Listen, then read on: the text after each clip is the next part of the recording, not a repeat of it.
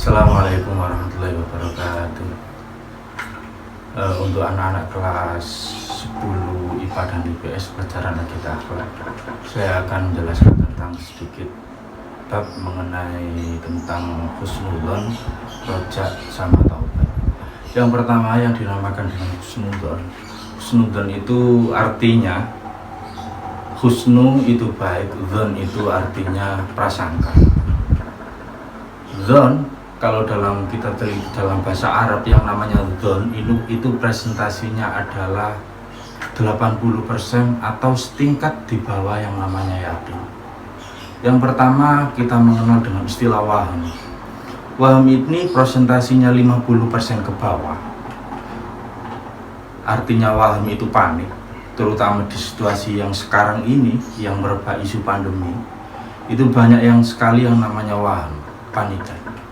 Lalu meningkat di atasnya ada yang namanya dengan syak. Syak itu ada artinya ragu-ragu atau mama. Ragu-ragu ini presentasinya 50%. Makanya orang yang ragu-ragu itu pasti antara iya dan tidak. Ini pasti seimbang karena itu tadi presentasinya adalah 50%. Kemudian yang ketiga kita mengenal istilah dzon. Dzon ini presentasinya 80% atau tidak sampai mencapai derajat 100. Makanya yang namanya dzon ini setingkat level di bawah yang namanya yakin, karena yakin ini presentasinya adalah 100%. Maka yang dinamakan dzon, husnudzon, berprasangka baik, adalah kita tidak memiliki keyakinan 100% mengenai segala sesuatu, tapi kita menaruh pada diri kita setingkat lebih tinggi daripada yang namanya syak. Kita hampir mencapai derajat yakin, makanya prasangka kita terhadap segala sesuatu ini namanya dengan husnudzon. Kalau kita sudah menyangka sesuatu itu 100%, maka ini bukan husnudzon lagi, tapi yang namanya husnul yaqin. Husnudzon ini kebalikannya adalah suudzon. Suudzon ini kebalikan dari prasangka baik, berarti suudzon adalah prasangka buruk. Husnudzon ini ada 3 cara. Maksud saya ada 3 jenis ketika kita husnudzon ini kita terapkan dalam kehidupan sehari-hari. Yang pertama, husnudzon terhadap Allah Subhanahu wa Ta'ala. Yang kedua, husnudzon terhadap orang lain atau terhadap makhluk Allah. Dan yang ketiga adalah husnudzon terhadap diri kita sendiri. Husnudzon terhadap Allah ini sangat sulit sekali. Jangankan terhadap Allah, terhadap diri kita saja sendiri, terhadap orang lain. Ini sulitnya minta ampun kalau nggak kita biasakan dalam kehidupan kita sehari-hari. Husnudzon terhadap Allah ini adalah berprasangka baik terhadap semua qadha dan qadar Allah. Baik qadar itu khairi, artinya baik, maupun syarrihi, maupun kejadian itu adalah buruk bagi kita. Tapi kacamata husnudzon kita terhadap Allah ini mesti kita tanamkan dalam hati. Agar apa? Agar satu, kita tidak pernah kecewa dengan Tuhan semesta kita, yakni Allah Subhanahu wa Ta'ala. Karena kalau kita menaruh sedikit saja prasangka buruk, ini sangat kacau. Bayangkan, semisal kita mendapatkan hujatan, mendapatkan cacian, atau mendapatkan cobaan apapun dari Allah, lalu ketika sesuatu itu tidak berkenan atau tidak cocok dengan hati kita, lantas kita menyalahkan sang pembuat takdir. Ini sangat celaka sekali. Contoh, saya diberikan kulit hitam, diberikan rambut keriting, diberikan mata sipit. Kalau semua ini persepsi kita mengatakan bahwasanya yang memberikan itu adalah Allah, karena Allah itu tidak sayang pada kita, maka kita tidak akan pernah berdamai dengan diri kita sendiri. Tapi kalau kita berprasangka baik kepada Allah, saya beri contoh begini. Ketika kita misal naik dalam suatu kendaraan, kita menaiki suatu kendaraan, naik sepeda motor menuju suatu tempat yang karena kita diburu waktu atau diburu deadline, kita cepat melaju kendaraan kita. Kemudian di tengah jalan ternyata ban kita bocor. Kalau kita tidak berhusnudzon kepada Allah, maka kita akan menyalahkan apa yang terjadi pada diri kita saat ini. Kita menyalahkan, menyesali kenapa ban kita bocor. Kita memaki diri kita sendiri, kita mencaci dan apapun yang kita lakukan. Tapi kalau kita berprasangka baik kepada Allah, kita akan sedikit lebih legowo dan lebih menenteramkan hati kita. Bahkan pada hal yang kita anggap di luar kasat mata itu sangat sangat kurang bagi kita. Ternyata ketika ban kita bocor, ternyata 3 detik dari itu adalah terjadi kecelakaan hebat. Bayangkan, andaikan kita tidak direm oleh Allah lewat suatu kecelakaan tadi, bayangkan 3 detik lagi, 3 detik kemudian kemungkinan diri kita yang mengalami kecelakaan tersebut. Maka dari itu penting kita menanamkan yang namanya husnudzon kepada Allah, baik terhadap kebaikan takdirnya maupun keburukan takdirnya bagi kita. Yang kedua, husnudzon kepada orang lain. Husnudzon kepada orang lain ini sangat penting sekali. Karena apa? Karena kita tidak akan pernah mengetahui hati atau di dalam hati seseorang. Karena ketika kita bersuudzon kepada orang lain, sedikit itu mempengaruhi persepsi kita, sedikit itu masuk ke dalam psikis kita, dan sedikit itu menaruh rasa curiga terhadap perilaku kita. Dan husnudzon kepada orang lain, agama mengajarkan kita untuk tidak berprasangka buruk kepada orang lain, karena prasangka buruk ini dapat menjatuhkan harga diri seseorang. Bayangkan, dalam agama, dalam syariat kita yang kita mengenal dengan dengan menuduh zina, ini dapat dikenai dengan hukum. Bayangkan, orang tidak serta-merta menuduh seseorang itu berzina, meskipun dia ini memiliki berprasangka atau memiliki dzan yang hampir mencapai 100%. Tapi pembuktian ini agama mengatur secara rumit sekali.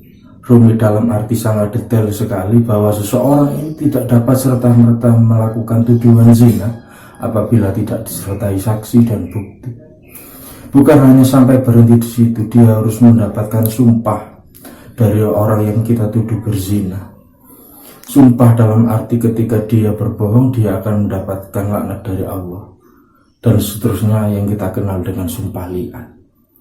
Ini adalah proses, ini adalah prosedur agama agar kita tidak sampai yang namanya menghujat atau menuduh seseorang, bahkan dalam situasi yang serta-merta mulut kita sangat gampang mengucapkan itu.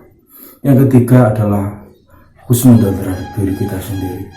Yang pertama yang harus kita pahami adalah bahwasanya Allah ini memiliki keunikan. Memiliki keunikan menciptakan setiap makhluknya memiliki karakter dan keunikan masing-masing.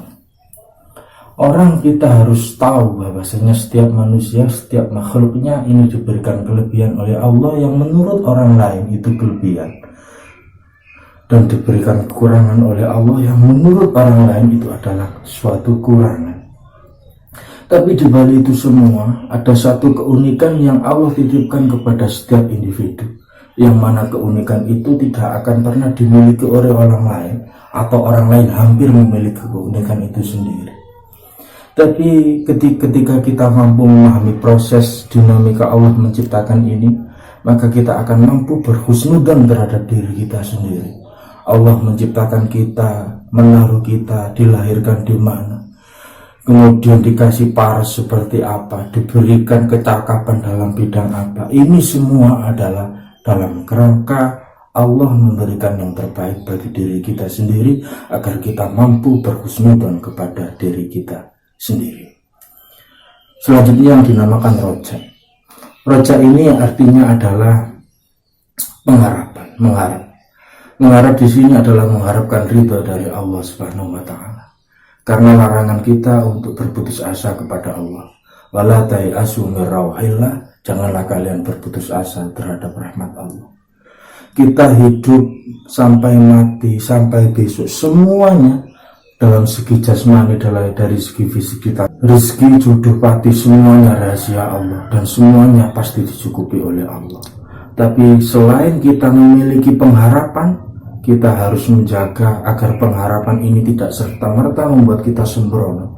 Maka pengharapan ini harus kita imbangi dengan rasa khauf atau takut terhadap Allah. Kita mengharapkan kepada Allah, optimis terhadap Allah, tapi di satu sisi kita harus menanamkan dalam diri kita yakni khauf atau takut terhadap Allah. Hal ini agar seimbang, karena ketika rojak saja yang kita tanam tanpa ketakutan terhadap Allah, maka seseorang itu kerap pongah. Dan ketika yang kita tanamkan adalah khauf saja, rasa takut saja terhadap Allah, tanpa diimbangi dengan yang namanya rojak, maka kita akan kerap pesimis, maka kita akan kerap berputus asa terhadap rahmat Allah. Dan yang ketiga, saya singkat saja, yang ketiga adalah taubat. Taubat ini adalah pondasi. Seorang salik, seorang yang berjalan menuju Allah tidak akan pernah sampai terhadap Allah tanpa dilandasi dengan taubat. Taubat ini yang kriterianya ada 3. Yang pertama, nadam, artinya menyesal terhadap segala sesuatu yang ia lakukan. Ia menyesal, ia harus ingin bertobat, maka ia harus menanamkan rasa nadamnya dalam hatinya. Kemudian yang kedua adalah meninggalkan sesuatu yang menjadi maksiatnya, atau kita mengenal dengan istilah at-tarku. Maka ia harus meninggalkan itu. Maka yang ketiga, ketika seorang itu sudah memiliki rasa nadam, rasa penyesalan dalam dirinya, kemudian mampu meninggalkan. Yang ketiga adalah azam. Azam adalah memiliki keniatan yang sangat kuat untuk meninggalkan apa yang telah dilakukannya, dan sekaligus mengisi dengan sesuatu yang positif. Ini adalah kriteria ketika kita hendak bertaubat kepada Allah. Tapi ketika kita hubungan taubat itu karena suatu maksiat terhadap sesama manusia, maka harus ditambahi dengan melunasi hak adami. Ketika seseorang kita pukul, maka kita harus meminta maaf. Ketika seseorang hartanya atau apanya yang kita ambil, maka kita harus menggantinya. Ini adalah upaya untuk melunasi taubat tersebut adalah dengan cara menunaikan hak adami kita terhadap sesama. Ada sahabat yang namanya Ukasha. Ukasha ini suatu ketika Rasulullah ini hendak mengumpulkan para sahabat di masjid. Karena saat itu Nabi Muhammad sudah mulai berangsur tua dan sakit-sakitan. Mengumpulkan semua para sahabat, kemudian ditanya, siapa di antara kalian semua ini yang pernah aku sakiti? Tolong segera tunaikan atau kalian mau maafkan. Semua sahabat hanya terdiam. Sampai pada saatnya ada seorang yang bernama Ukasha. Ukasha ini memberanikan diri, saya ya Rasul, saya adalah orang yang pernah engkau zalimi pada zaman dulu. Mendengar reaksi tersebut, Umar bin Khattab ini geram. Karena apa? Karena bagaimana mungkin kesalahan Rasulullah, kesalahan dalam tanda kutip yang dilakukan Rasulullah kemudian dimintai pertanggungjawaban oleh umatnya sendiri. Akhirnya Nabi Muhammad hanya menyenggah, biarkan ya Umar, apa yang tidak ingin diharapkan oleh Ukasha. Ya Rasul, waktu perang Uhud dulu, saya ini adalah menuntun untamu saat perang. Kemudian saat perang Uhud ternyata tongkat atau pedangmu ini mengenai punggungku.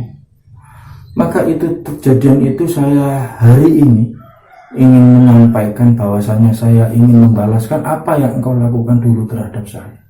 Seketika itu para sahabat beranjak, kalau begitu pukul saya. Ya Rasul, jawab Ukasha, engkau dulu memukul saya dengan sebuah tongkat yang engkau gunakan dalam perang Uhud. Saat itu kulit saya tidak tertutupi dengan sehelai kain. Maka saya ingin membalas dengan memukulmu dengan tongkat yang sama, dengan tanpa ada kain yang di atas kulitmu. Lalu Nabi memerintahkan Bilal untuk mengambil tongkatnya di rumah. Kemudian ketika sahabat beranjak, Nabi Muhammad hanya mengizini Ukasha untuk memukulnya. Maka ketika Ukasha hendak memukul Nabi Muhammad, ternyata tongkat itu dilemparkan dan Ukasha memeluk Nabi Muhammad. Ketika kejadian demikian, Rasul hanya bertanya, kenapa engkau melakukan ini wahai Ukasha? Ya Rasul, siapa orang yang tidak ingin memelukmu? Maka ini adalah momentum yang tepat ketika kulitku dan kulitmu bertemu, maka tidak ada satupun benang yang menghalanginya. Karena aku yakin ya Rasul, siapapun yang menyentuh kulitmu, maka kulitnya akan haram terkena dengan api neraka. Demikian. Assalamualaikum warahmatullahi wabarakatuh.